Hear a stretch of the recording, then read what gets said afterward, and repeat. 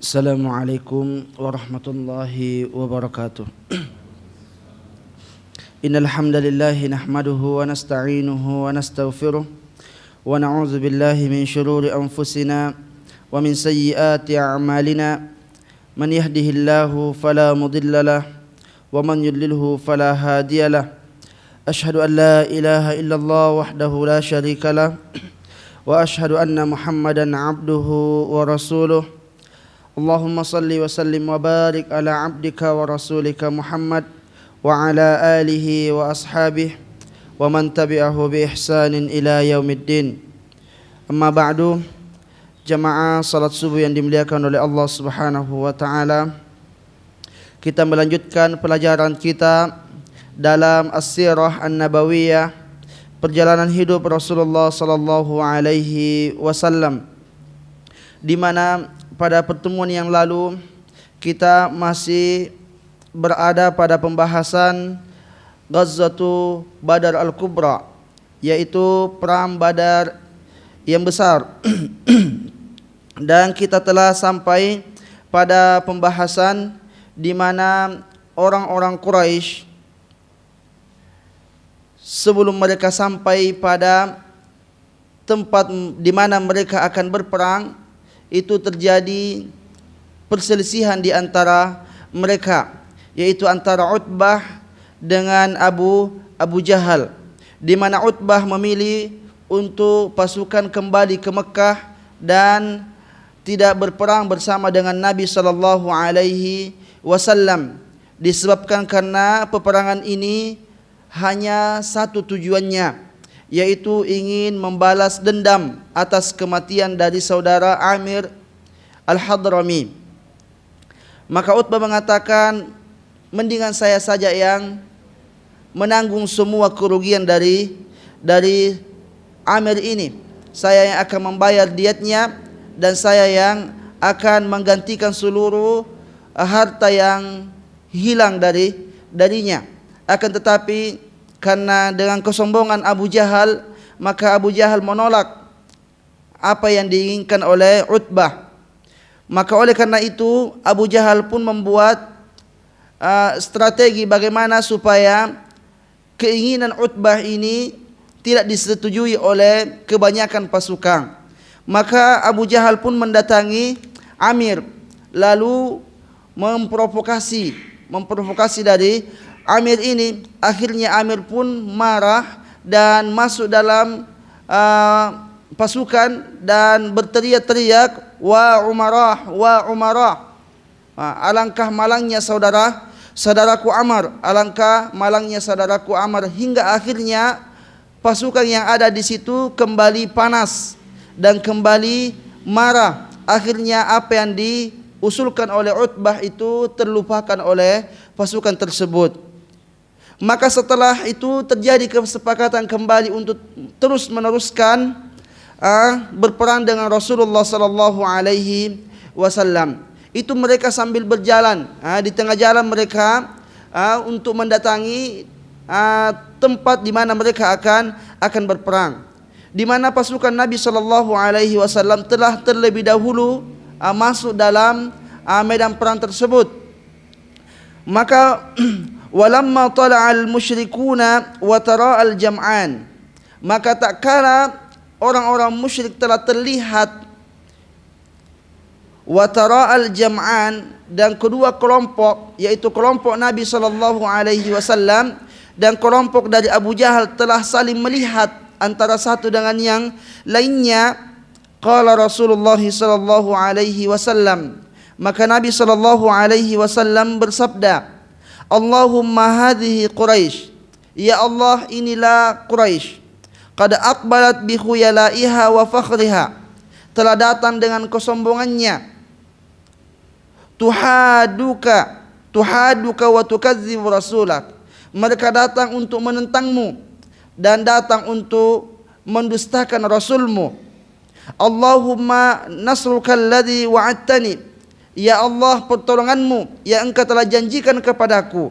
Allahumma anhim al-ghadat, ya Allah hancurkan mereka di pagi hari.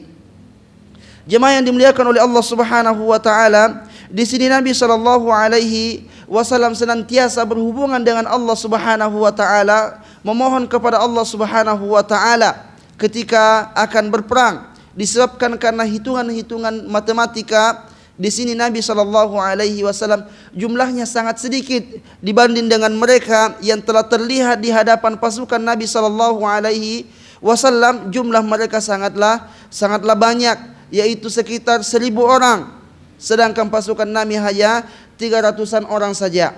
Maka oleh karena itu, pada saat itu pertolongan Allah Subhanahu wa taala sajalah yang bisa menyelamatkan pasukan Nabi sallallahu alaihi wasallam.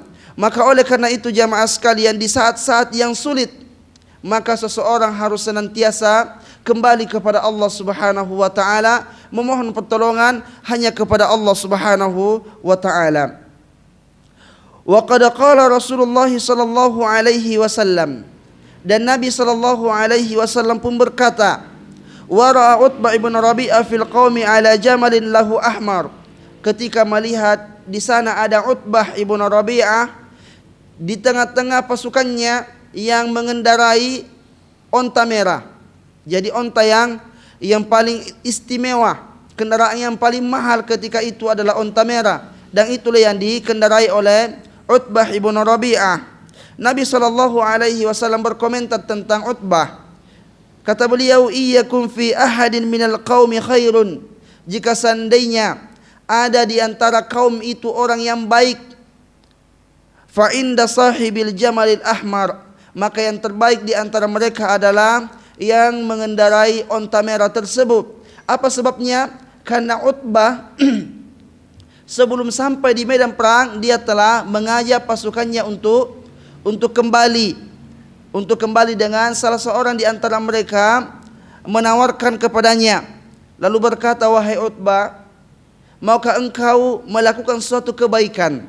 Jika seandainya engkau melakukannya, maka engkau akan dikenang sepanjang masa. Maka Utbah bertanya, apa itu? Maka dia menjawab bahwa engkau bawa kembali pasukan ini ke Mekah. Tak perlu kita berperang, karena kita akan berperang ini hanya sekedar untuk menuntut darah satu orang saja. Sedangkan untuk menuntut darah satu orang ini harus mengorbankan banyak orang, baik itu dari kalangan pasukan Nabi sallallahu alaihi wasallam ataupun dari pasukan orang musyrik. Sedangkan antara pasukan Nabi dengan pasukan orang Quraisy ini itu ada hubungan saudara di antara mereka. Maka Nabi sallallahu alaihi wasallam mengatakan, dialah orang yang terbaik, iyuti'uhu yurshidu, jika seandainya mereka itu mentaati Utbah, yurshidu, maka mereka akan mendapat petunjuk. Tetapi karena Abu Jahal di situ, Fir'aunu hadhil ummah, Fir'aunnya umat ini adalah Abu Jahal, yang begitu sombongnya disebabkan karena jumlah mereka yang banyak, sedangkan jumlah pasukan Nabi sallallahu alaihi wasallam sedikit, sehingga dengan bangganya dia ingin menghancurkan pasukan Nabi sallallahu alaihi wasallam. Maka ketika pasukan telah sama-sama berhadapan, maka yang dilakukan oleh Nabi sallallahu alaihi wasallam ketika itu adalah tentu mengatur pasukannya dengan sebaik-baiknya, dan itu langsung Nabi sallallahu alaihi wasallam yang mengaturnya. Wa adala Rasulullah sallallahu alaihi wasallam sufufal muslimin, maka ketika itu Nabi sallallahu alaihi wasallam meluruskan saf-saf kaum muslimin. Dan ini dikatakan oleh ahli sejarah bahwa yang pertama kali membuat metode perang seperti ini, yaitu bersaf-saf, adalah Rasulullah sallallahu alaihi wasallam. Sebelumnya orang-orang sebelumnya yang berperang itu tidak pernah mereka berbaris dengan rapi. Mereka mengambil posisi masing-masing, sebabnya karena mereka jika dalam peperangan mereka kalah, maka mereka akan gampang untuk melarikan diri. Tetapi Nabi sallallahu alaihi wasallam membuat metode baru, yaitu dengan bersaf. Dan itu Allah Subhanahu wa taala memujinya di dalam Al-Qur'an. Allah berfirman dalam surah As-Saff, innallaha yuhibbul ladzina yuqatiluna fi sabilihi shaffa ka'annahum bunyanun marsus. Sesungguhnya Allah Subhanahu wa taala mencintai orang-orang yang bersaf-saf ketika mereka akan berperang di jalan Allah Subhanahu wa taala. Ka'annahum bunyanun marsus, seakan-akan mereka itu adalah bangunan yang kokoh. Maka dari situ jamaah yang dimuliakan oleh Allah, Nabi sallallahu alaihi wasallam meluruskan barisan pasukannya itu karena di situ ada kekuatan yang sulit ditembus oleh orang-orang Quraisy. Maka ketika itu ada kejadian yang aneh. Wa bainama huwa ya'diluha waqa amrun ajib. Maka ketika Nabi sallallahu alaihi wasallam sedang meluruskan pasukannya, maka terjadilah perkara yang aneh. Faqad kana fi yadayhi qidhun ya'dilu bihi. Di saat itu Nabi sallallahu alaihi wasallam memegang anak panah untuk meluruskan pasukannya. Wa kana Sawad ibnu Ghaziyah mustansilan minas saf. Dan adalah ketika itu Sawad ibnu Ghaziyah agak condong dari saf, artinya dia bengkok dari saf karena dia keluar. Fata'ana fi batnihi bil qadhi.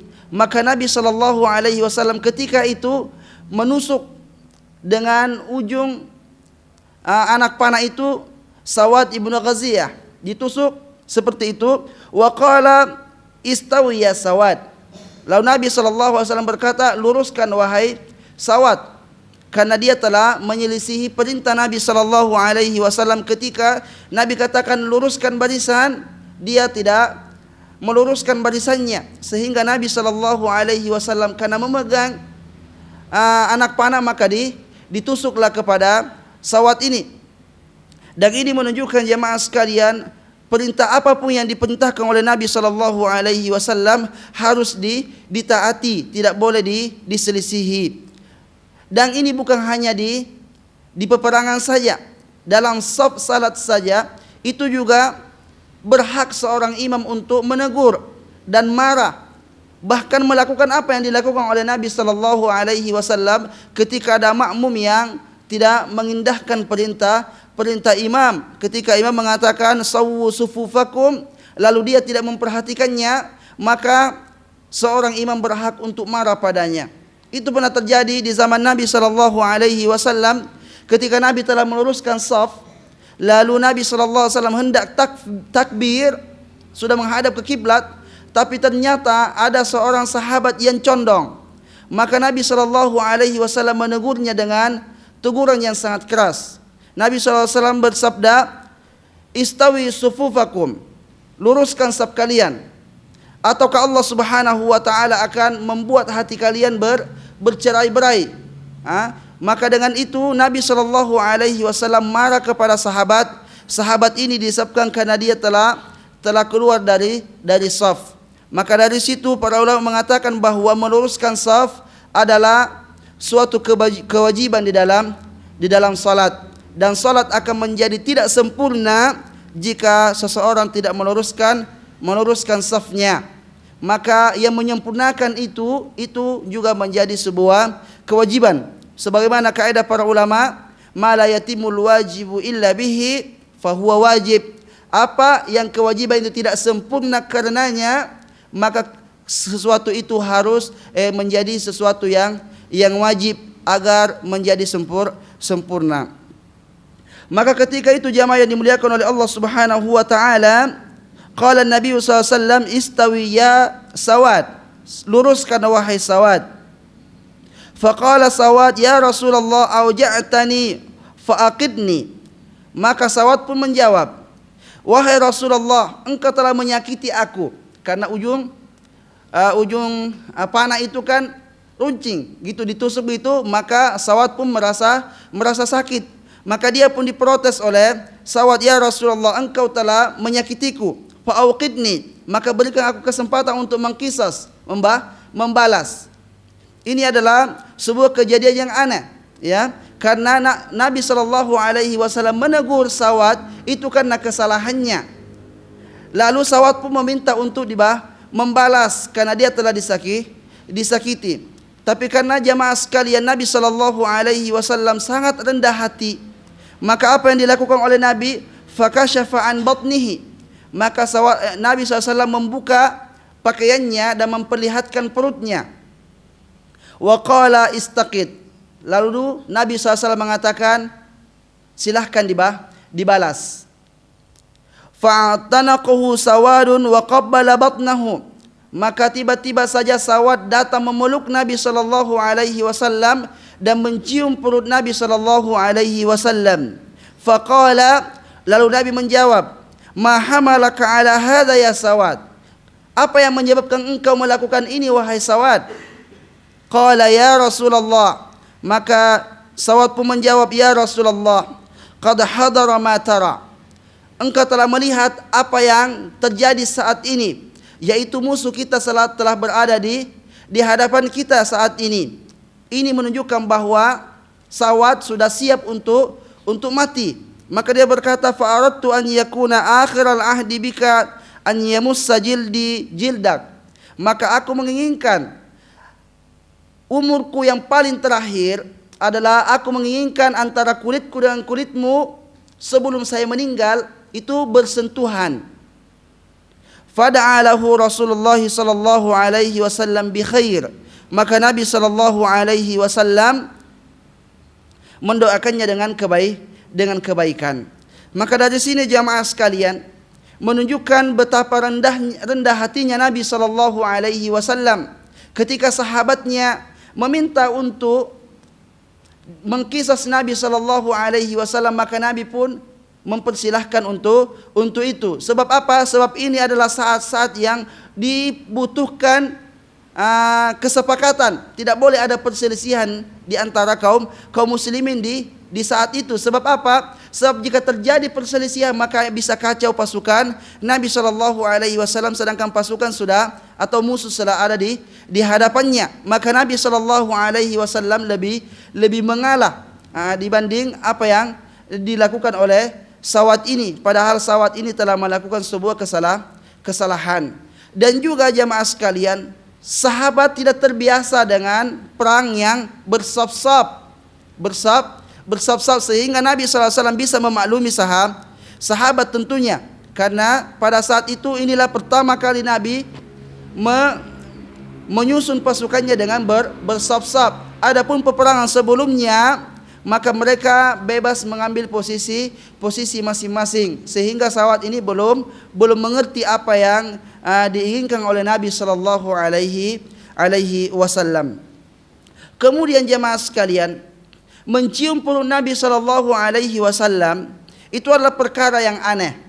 Tetapi dan sebelumnya belum ada yang pernah sahabat yang melakukan itu, minta untuk mencium perut Nabi sallallahu alaihi wasallam. Tetapi karena sahabat ini melakukannya, maka Nabi sallallahu alaihi wasallam adalah orang yang paling bijak, tidak langsung mendorong Sawad ini, kenapa kamu lakukan ini? Langsung menyalahkan, tetapi Nabi sallallahu alaihi wasallam di setiap kejadian yang dilakukan oleh sahabatnya selalu minta istifsar, selalu minta penjelasan, kenapa kamu melakukan hal ini?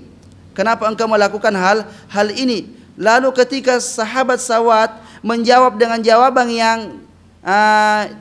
tidak menyelisihi Nabi sallallahu alaihi wasallam, tidak menyelisihi perintah, maka ataupun melanggar larangan, maka Nabi sallallahu alaihi wasallam pun mendoakannya dengan suatu yang baik. Dan itu selalu dilakukan oleh Nabi sallallahu alaihi wasallam. Jika terjadi sesuatu yang aneh pada sahabatnya, Nabi tidak langsung menyalahkannya. Juga satu ketika ada seorang sahabat yang setiap salat itu selalu membaca Qul huwallahu ahad, Qul huwallahu ahad. Kan Al-Quran itu jumlahnya banyak. Perintah Allah membaca ketika salat setelah baca Al-Fatihah itu kan faqra'u ma tayassara minal Quran. Bacalah apa yang mudah bagimu dari Al-Quran. Maka sahabat ini setiap dia salat dia selalu membaca Qul huwallahu ahad saja. Enggak ada yang lain yang dia baca. Maka ketika itu disampaikan kepada Nabi, maka Nabi bertanya, kenapa engkau hanya surah Al-Ikhlas saja yang kamu sering baca. Maka dia pun menjawab, inni uhibbuha, aku mencintai surah Al-Ikhlas karena di situ ada penjelasan tentang tauhid. Maka Nabi SAW pun mendoakan dia.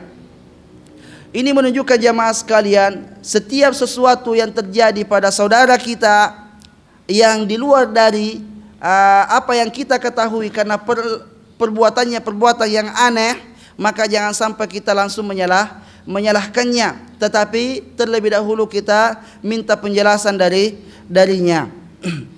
Kalau contohnya di bulan Ramadan kita melihat seorang muslim yang makan di siang hari bulan Ramadan, tidak boleh kita langsung tegur, kamu ini seorang laki-laki yang sudah dewasa, tidak puasa. Terlebih dahulu kita mesti menanyakan kenapa engkau tidak puasa. Bisa saja karena dia adalah seorang musafir, ataukah dia adalah orang yang berpenyakit yang tidak boleh baginya untuk berpuasa, sehingga jelas. Tapi ketika kita langsung menyalahkannya tanpa meminta penjelasan terlebih dahulu, maka kadang kita lah yang salah. Yang kita dahulukan adalah suudzon kepada saudara kita.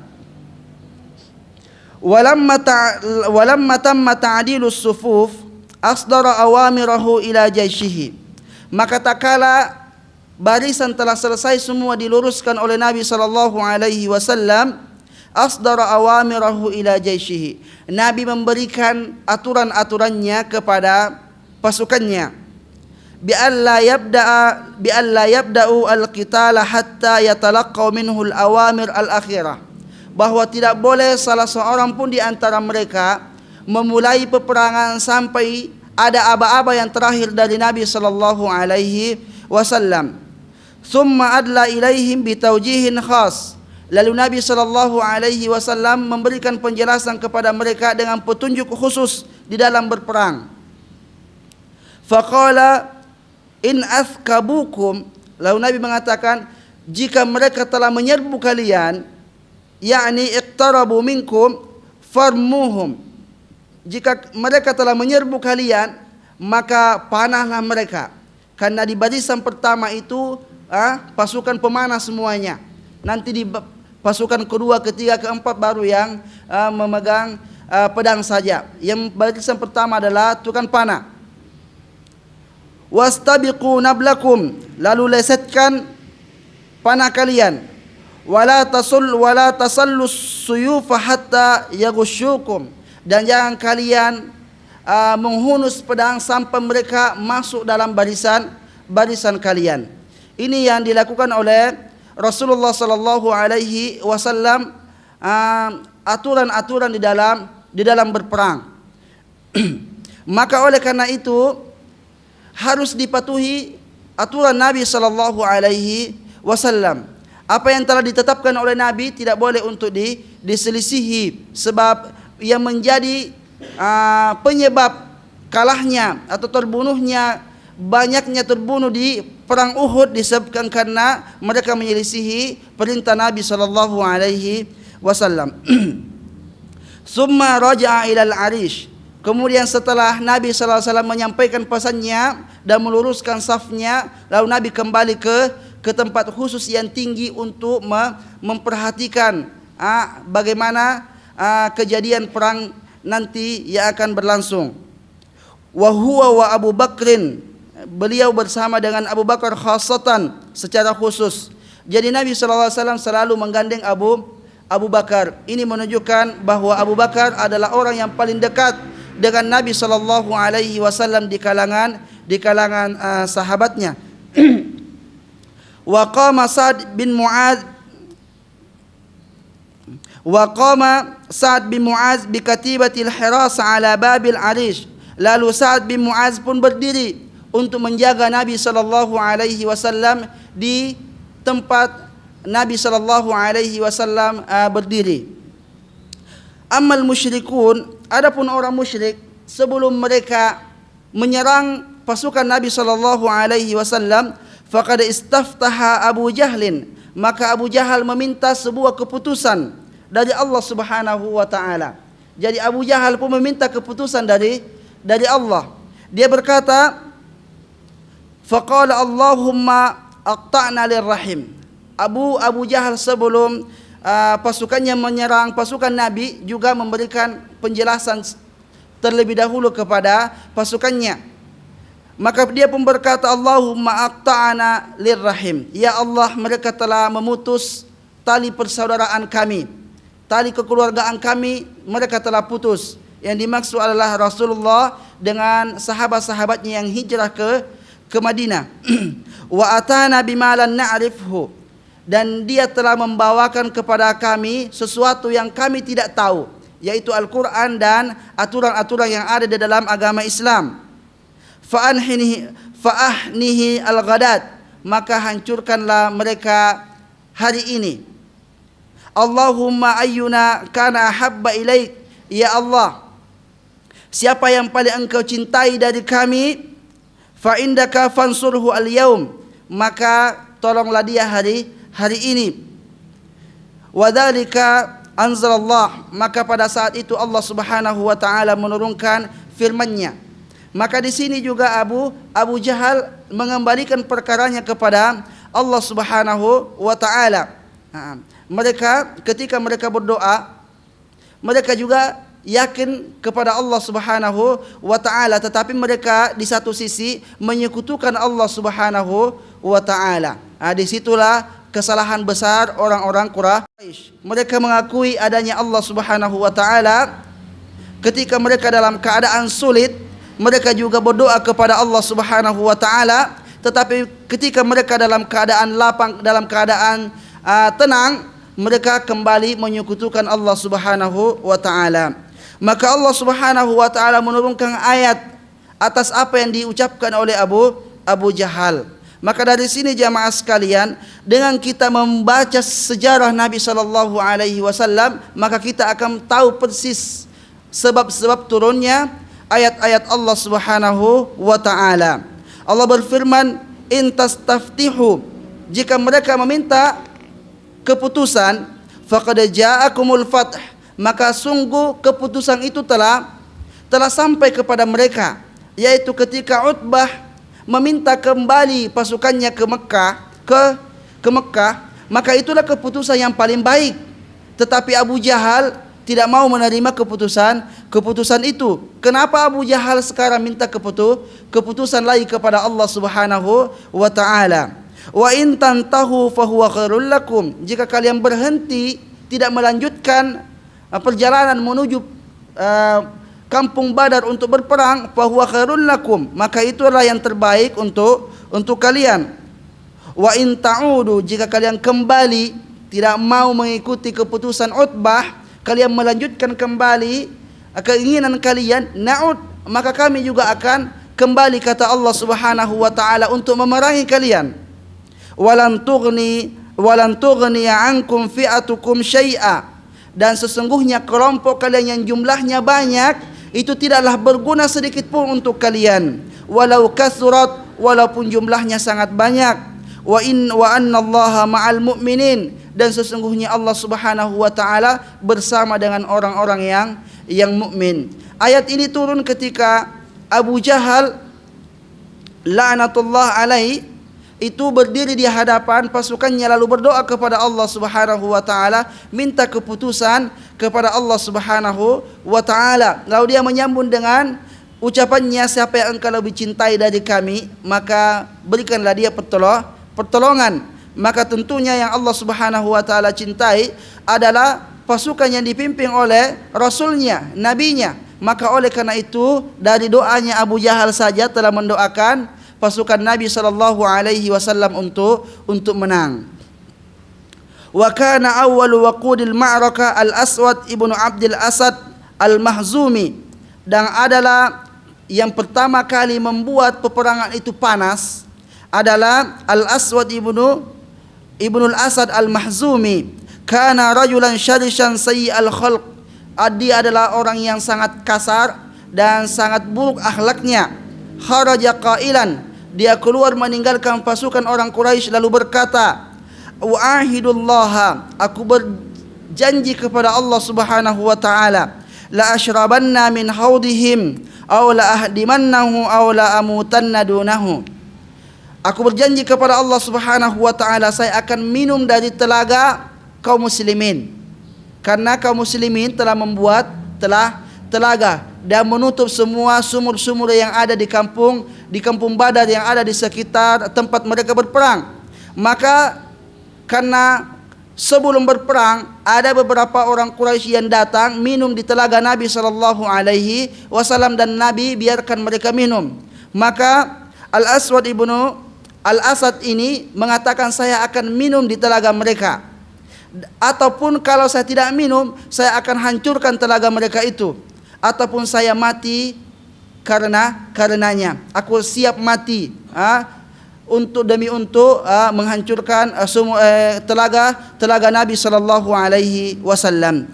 Falamma kharaja, maka dia tak kala Aswad ini keluar, kharaja ilaihi Hamzah ibnu Abdul Muttalib, maka Hamzah pun keluar untuk mencegal si Aswad ini. Falamma altaqaya, maka tak kala keduanya bertemu, darabahu Hamzah, maka Hamzah pun langsung menebasnya.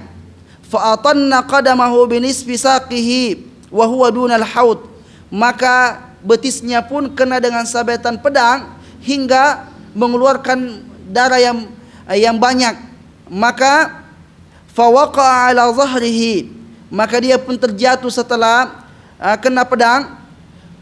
Tashakhaba rijlahu daman nahwa ashabihi, dan kakinya pun mengeluarkan darah yang begitu banyak. Summa haba ilal haud, kemudian dia pun merangkak menuju haud, telaga tempat air itu. Hatta iqtahama fihi, sampai dia pun sampai di mulut haud, di mulut telaga itu. Yuridu an tabarra'a yaminahu, dia ingin agar dia terlepas dari janjinya, dari sumpahnya. Walakinna Hamzah sana alaihi bidarbatin ukhra, akan tetapi Hamzah terlebih dahulu memukulnya dengan pedang. Atat alaihi, yang hingga membuat dia pun meninggal disebabkan karena pukulan Hamzah tersebut. Wa huwa dahilal haud, dan dia berada di dalam haud, di dalam telaga tersebut. Dia mati di dalam telaga, artinya kepalanya sudah masuk ke dalam air tersebut, tetapi yang dipukul oleh Hamzah adalah bagian bawahnya.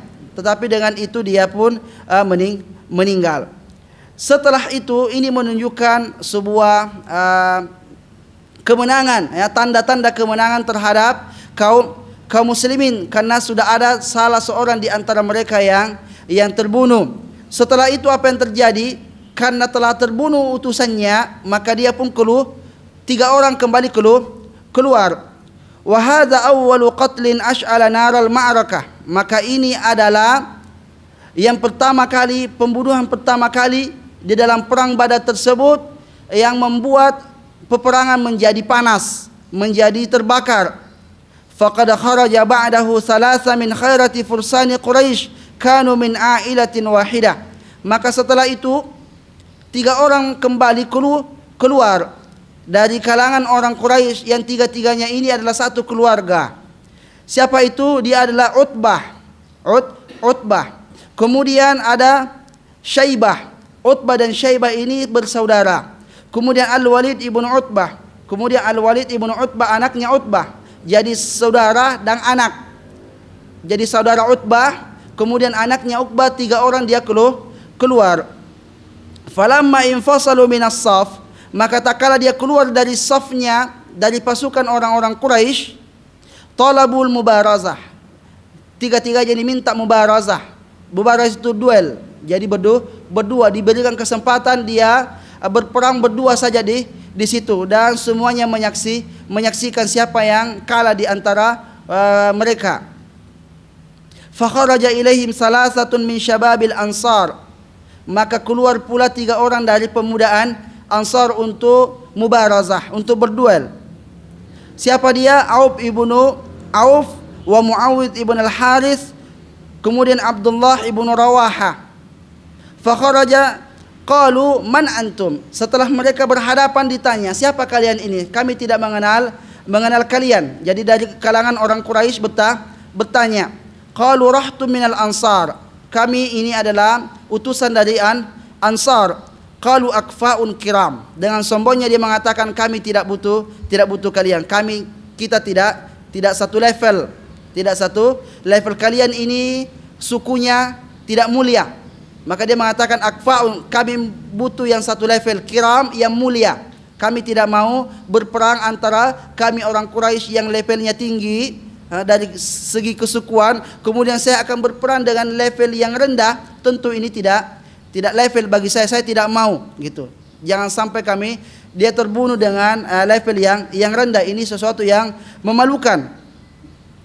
Mala nabikum haja, kami tidak butuh dengan kalian. Wa inna manurinu bani ammina, kami menginginkan dari suku kami sendiri, suku Quraisy. Summa nada munadihim, kemudian berteriaklah dari kalangan mereka, ya Muhammad akhrij ilaina akfa'ana min qaumina, wahai Muhammad, berikan kami orang yang selevel dengan kami dari kaum Quraisy. Faqala Rasulullah sallallahu alaihi wasallam, maka Nabi sallallahu alaihi wasallam bersabda, kum ya Ubaidah ibn al-Harith, wa kum ya Hamzah, wa kum ya Ali. Jadi Nabi SAW yang memilih di antara mereka. Lalu ketiganya pun maju, lalu bertemulah, lalu mereka berkata, antum akfaun kiram, kalianlah yang selevel dengan kami. Fabaraza Ubaidah Utbah ibn Rabi'ah, Ubaidah pun berhadapan dengan Utbah ibn Rabi'ah. Wabaraza Hamzah Syaibah, dan Syaibah pun berhadapan dengan Hamzah pun berhadapan dengan Syaibah. Wa Ali al-Walid, kemudian Ali bertemu dengan al-Walid. Maka antara Ali dan Hamzah itu tidak lama mereka berperang, keduanya telah meninggal, yaitu al-Walid telah meninggal, kemudian Syaibah pun telah meninggal. Adapun Ubaidah ibn al-Harith ini agak tua umurnya, sudah agak tua, sehingga dia bertemu dengan Utbah itu agak sulit dia membunuh Utbah, sehingga keduanya pun saling menyobek ya. Jadi keduanya sudah terluka. Maka antara Hamzah dan Ali membantu Ubaidah, dan karena dia dikeroyok 3 orang, maka Utbah pun meninggal. Tetapi Ubaidah bin Al-Harith dia telah terluka parah. Akhirnya dia pun meninggal setelah kaum muslimin menuju ke Madinah. Kemudian di tengah jalan Ubaidah ini meninggal. Itu disebabkan karena dia telah berperang dengan Utbah, tapi lawannya mati di tempat. Setelah itu barulah mereka berperang dengan seluruhnya. Maka dari situ dua kali kaum muslimin menang. Dari yang pertama, utusan pertama, kemudian utusan kedua pun kaum muslimin bisa mengalahkan mereka. Maka mereka pun semakin panas dan semakin emosi karena semua utusan mereka terbunuh. Jemaah yang dimuliakan oleh Allah Subhanahu wa taala, demikianlah yang bisa disampaikan pada subuh kali ini. Mudah-mudahan ada manfaatnya buat kita semua. Wa sallallahu ala nabiyyina Muhammadin wa ala alihi wa sahbihi wa sallam. Subhanakallahumma bihamdik asyhadu an la ilaha illa anta astaghfiruka wa atubu ilaik. Assalamualaikum warahmatullahi wabarakatuh.